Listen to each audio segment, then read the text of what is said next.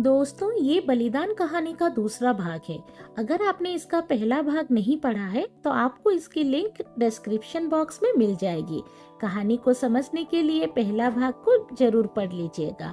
तो आइए दूसरा भाग शुरू करते हैं। दोनों भाई बहन अपने में बातचीत करने लगी और फिर रोज की तरह कविता ने अपने स्कूल के लिए तैयार होकर सारा नाश्ता टेबल पर रख दिया और फिर बोली, भाई खा लेना, खाली पेट बाहर निकल जाता है तू हमेशा।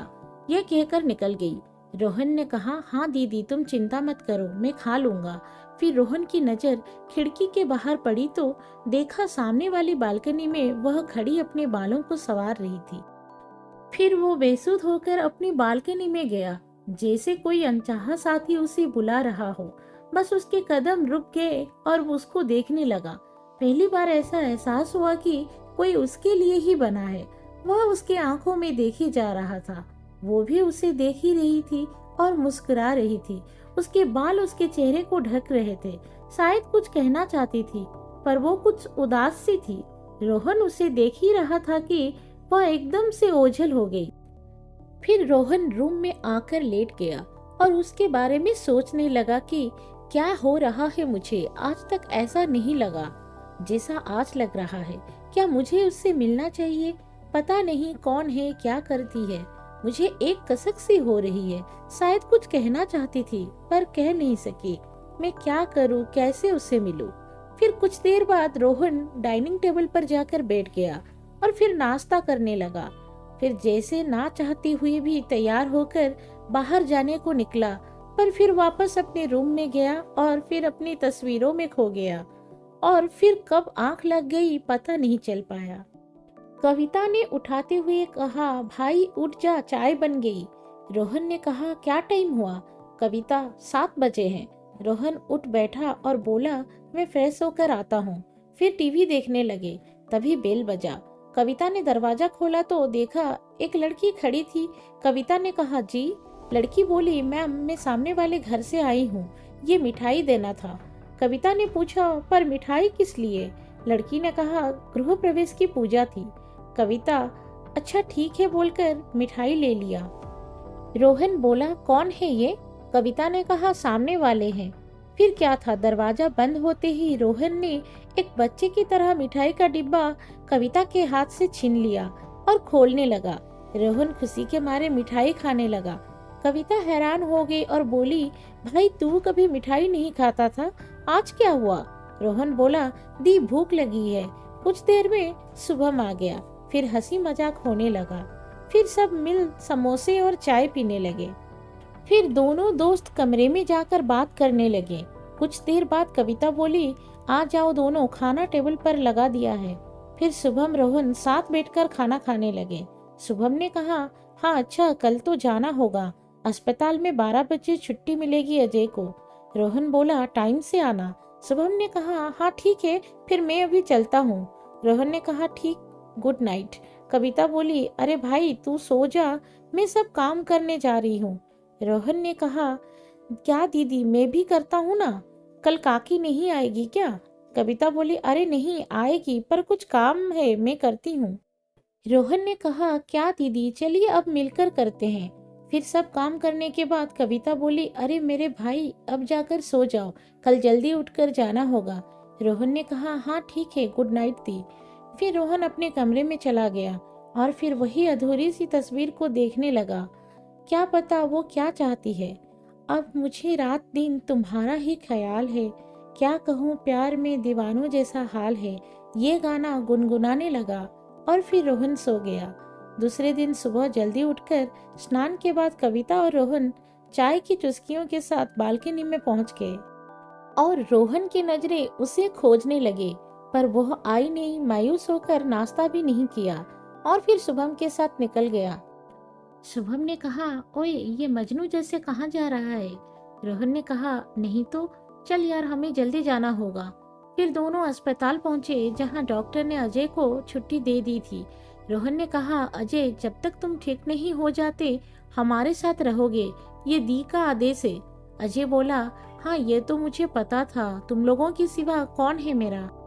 फिर तीनों दोस्त घर आ गए। कविता ने कहा, आओ मेरे भाई, आज मैं छुट्टी ले रखी थी। चलो सब साथ में खाना खाते हैं। अजय ने कहा, दीदी आप कितना करती है। कविता बोली, बचपन से देखती आ ही रही हूँ तुम लोगों को। शुभम ने कहा, मुझे तो रोना नहीं आता है। सब हंसने लगे। शुभम ने कहा, अजय तू फ्रेश हो के आ। अजय ने कहा, ठीक है। सब मिलकर बात करने लगे। कविता बोली, आ जाओ, सब खाना तैयार है।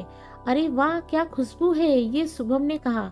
कविता ने कहा, हाँ तुम तीनों का फेवरेट डिश। कड़ी बड़ी, राजमा, दम आलू, पालक की कचौड़ी, चावल भाजी। अजय ने कहा, वाह दी कितना कुछ बनाया है। रोहन ने कहा, हाँ सब टूट पड़ो। कविता बोली, अरे सबका एक जैसा इसलिए ताकि लड़ाई नहीं हो। कविता ने सबको परोस दिया और फिर खुद भी परोस कर खाने लगी। फिर सब मिलकर खाना खाए और फिर थोड़ी देर टहलने के बाद बातचीत करके सोने चले गए। शाम होते ही रोहन अजय को अपनी बालकनी में बैठाया और कुछ फल लेकर आया और बोला, अजय ये खा। अजय, भाई थैंक्स। तभी चूड़ियों की छनछनाहट से रोहन को फिर मौका मिला उसे देखने का। वो आई और सूखे हुए कपड़ों को समेटने लगी। चेहरे पर हल्की सी मुस्कान थी और आंखें उसकी शरारत भरी थी। न जाने कितने सवाल थे उसके मन में, और फिर रोज की तरह आज भी ओझल हो गई। अजय बोला, कौन है ये? रोहन हंसकर बोला, नए पड़ोसी। कविता ने आवाज लगाई, चाय पीने आ जाओ। फिर सब मिलकर चाय और फरवी चना खाने लगे। शुभम ने कहा, अच्छा अब मैं चलता हूँ, कल मिलते हैं।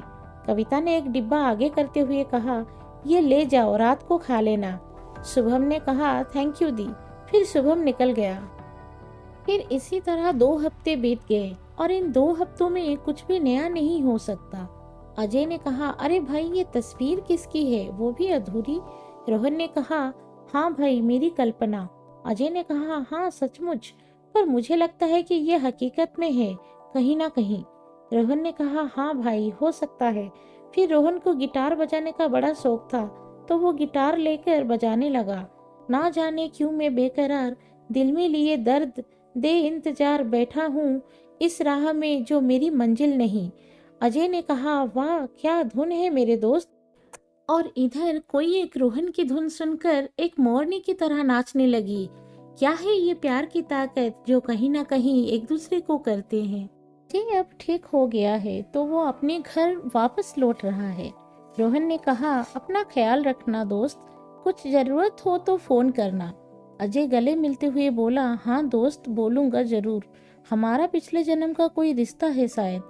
चल अब चलता हूँ। कविता बोली, हाँ अपना ख्याल रखना, हाँ और आते रहना। फिर रोहन किताब पढ़ने लगा और उसके बारे में सोचने लगा कि क्या वो भी पसंद करती है मुझे। मुस्कुराहट से ऐसा लगता तो है पर पता नहीं। शाम होते ही रोहन अपनी कैनवस और सारे रंगों के साथ बालकनी में कुर्सी लगाकर बैठ गया।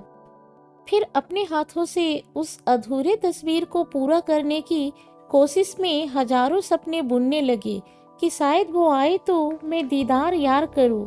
अगले पल वो फिर आ गई और कुछ गुनगुनाते हुए कपड़े समेटने लगी। मैं तो उसे बस देखता रह गया। आज वो कुछ ज्यादा ही सुंदर लग रही थी। एक गुलाबी रंग का कुर्ता पहन रखा था और कोई गीत गा रही थी। फिर मैंने उसको हाथ दिखाया पर उसने कुछ भी जवाब नहीं दिया, मुस्कुराकर चली गई। क्या पता उसको बुरा लग गया हो। रोहन सोचने लगा कि कविता ने आवाज लगाई, भाई तेरा फोन कब से बज रहा है। रोहन ने सोचा, ओहो शायद अजय का होगा। रोहन ने मोबाइल चेक किया, देखा तो अजय का था। उसने कॉल बैक किया। अजय ने कहा, हेलो दोस्त मैं घर पहुंच गया। रोहन, अच्छा खाना खा लेना। अजय, हाँ अच्छा चलो बाय। रोहन को अब हर शाम का इंतजार रहता था और उसका स्केच बनाने के बाद और भी दीवाना हो गया था। धीरे धीरे वो तस्वीर पूरी हो गई थी। तस्वीर को देखकर लगता है कि जान डाल दिया हो। ये रोहन के हाथों का कमाल है।